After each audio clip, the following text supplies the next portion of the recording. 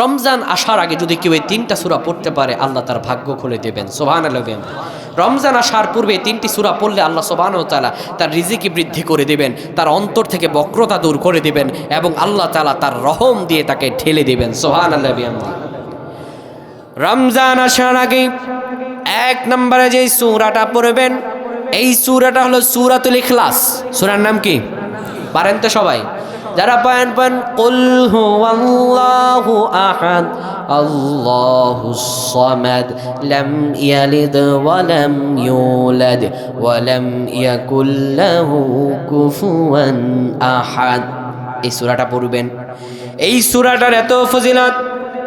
এই রমজান আমাদেরকে আল্লাহ দিয়েছেন শাহরু রমাদান আল্লাযী উনজিলা ফিল কুরআন। এই রমজান মাসে আল্লাহ তাআলা কোরআন নাজিল করেছেন। এই রমজানই কোরআন নাজিল করেছেন। এই রমজান হলো কোরআনের মাস। রমজান কিসের মাস? কোরআনের মাস। এই সূরাতুল ফাতিহা যে ব্যক্তি নিয়মিত তেলাওয়াত করবে, রাসূলুল্লাহ সাল্লাল্লাহু আলাইহি সাল্লাম বলেন কোন ব্যক্তি যদি 10 বার ইখলাস পাঠ করে বানাল্লাহু লাহু কসরন ফিল জান্নাহ, আল্লাহ রাব্বুল আলামিন জান্নাতে একটি প্রসাদ নির্মাণ করবেন, একটি বিশাল প্রসাদ। রাজা বাদশারা যে প্রসাদে থাকে এরম এর চাইতে সুন্দর প্রসাদ জান্নাতে প্রসাদ নির্মাণ করবেন। যে ব্যক্তি 10 বার সূরা ইখলাস প্রত্যেকদিন পড়বে আল্লাহ রাব্বুল আলামিন ওই জান্নাতের প্রসাদের মধ্যে তাকে তার জন্য স্পেশাল একটি মেহমানদারি ব্যবস্থা করে দিবে। এত সওয়াব এই সূরাতুল ইখলাসে। যে রাসূল সাল্লাল্লাহু আলাইহি ওয়াসাল্লাম এক সাহাবীকে এক অঞ্চলে নামাজ পড়ার জন্য নির্ধারিত করে দিলেন।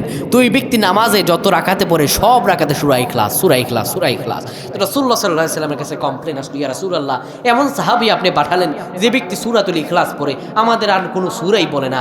ইয়া রাসূলুল্লাহ আমরা তার প্রতি বিরক্ত, আমরা মুসল্লি চেঞ্জ করতে চাই। তখন রাসূলুল্লাহ উপস্থিত হলেন আর বলেন, ও সাহাবী সব সময় সূরা ইখলাস পড়ো কেন? ইয়া রাসূলুল্লাহ সূরা ইখলাসের এত ফজিলত পাইছি, এত ফজিলত দেখেছি, এই সূরা ইখলাসে আমি আল্লাহর একাত্মবাদিতা খুঁজে পাই। এই ইখলাস আমার পড়তে ভালো লাগে। ইয়া রাসূলুল্লাহ। রাসূল সাল্লাল্লাহু আলাইহি ওয়াসাল্লাম বলেন, সাহাবী রে আমি দেখতে পেলাম ইখলাস সূরাতুল ইখলাসের প্রতি ভালোবাসা থাকার কারণে আল্লাহ জান্নাতের 8টি দরজা তোমার জন্য খুলে দেওয়া হয়েছে। এত ফজিলত সূরাতুল ইখলাসে বলার ভাষা নাই। প্রিয় ভাইরা আমার, 1 নম্বরে সূরাতুল ইখলাস। 2 নম্বরে পড়বেন সূরাতুল মুলক। কি সূরা? রাসূলুল্লাহ সাল্লাল্লাহু আলাইহি সাল্লাম বলেন প্রত্যেকদিন ইশার নামাজের পরে কোনো ব্যক্তি যদি সূরাতুল মুলক তেলাওয়াত করে কবরের মধ্যে তার আমলগুলো একটি পাখির আকার ধারণ করবে। ফেরেশতারা যখন তাকে তার হিসাব নিকাশ নিতে আসবে তখন ওই পাখি তার হিসাব নিকাশগুলো তার উপস্থিতিতে তার হয়ে উত্তর দিয়ে দেবে। সুবহানাল্লাহ বলবেন না? এরপরে আরেকটি সূরা পড়বেন প্রত্যেকদিন সকালে, সেটি হলো সূরাতুল ইয়াসিন। সূরার নাম কি? সূরাতুল ইয়াসিন।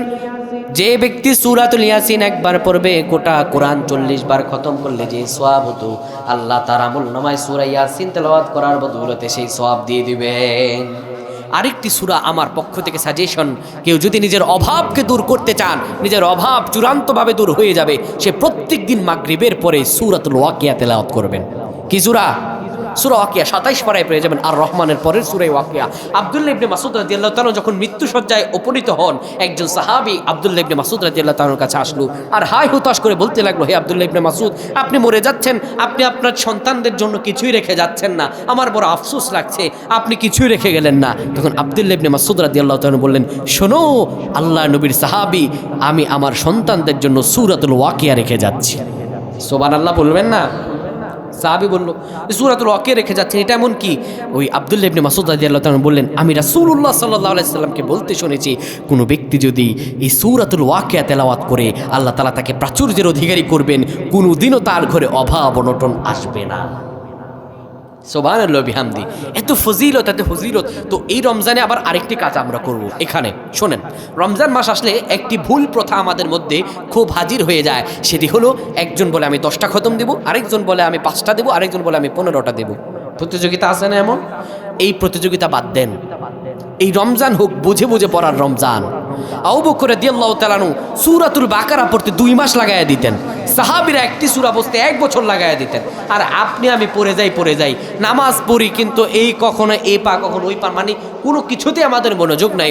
এবারে রমজান আপনি কোরআন পড়বেন, হ্যাঁ কোরআন না বুঝে পড়লেও অনেক সওয়াব, প্রত্যেক আয়াতে 30 করে নেকি, আবার ওযু ছাড়া পড়লে 10 করে নেকি সওয়াব আছে। কিন্তু কোরআন যদি বুঝে বুঝে পড়েন আপনি কলবেও শান্তি পাবেন এবং আল্লাহ সুবহানাহু ওয়া তাআলা এই সওয়াবকে আরো 100 গুণ বৃদ্ধি করে দেবেন। তাহলে এবারের রমজান হোক আমাদের বুঝে বুঝে কোরআন পড়ার রমজান। রাজি আছেন তো ভাই? প্রত্যেকের করে একটি বঙ্গানুবাদ বাংলায় অনুবাদকৃত কোরআন রাখবেন তো? বলেন ওয়াদা রাখবেন, অন্তত রাখবেন। রাখলে আজকে পড়ে না কালকে পড়তে মন চাইবে। একবার কি আপনার জানতে ইচ্ছা করে না আমার আল্লাহ এই কোরআন নাজিল করলেন, এই কোরআনের জন্য এত সংগ্রাম, এই কোরআনের জন্য ফিলিস্তিনের ভাইরা মাইর খায়, এই কোরআনের জন্য পৃথিবীর মাজলুম কত মানুষ হয়ে যায়, কত আলেম ওলামা জেলে যায়, এই কোরআনের কারণে কত মানুষ জীবন দিয়ে দেয়। তো আমার রব এই কোরআনে কি বলেছেন একবার কি জানতে ইচ্ছা করে না? প্রিয় ভাইরা আমার, একটু কোরআন বুঝে বুঝে পড়বেন। যাদের সামর্থ্য আছে তারা অন্তত ল বাজেটের মধ্যে তাফহিমুল কোরআন পাওয়া যায়, কোরআনের তাফসির, কিংবা তাফসিরে মাঝারি, কিংবা অনেক তাফসির আছে। আপনারা এই তাফসিরগুলো কালেকশন করবেন। অন্তত তাফসিরটা যদি আপনি কিনেন, গোটা কোরআনটা যদি একবার রিভিশন দিয়ে দিতে পারেন, আপনার কলবে ঈমান বৃদ্ধি করে দেবেন আল্লাহ, ঠিক কিনা?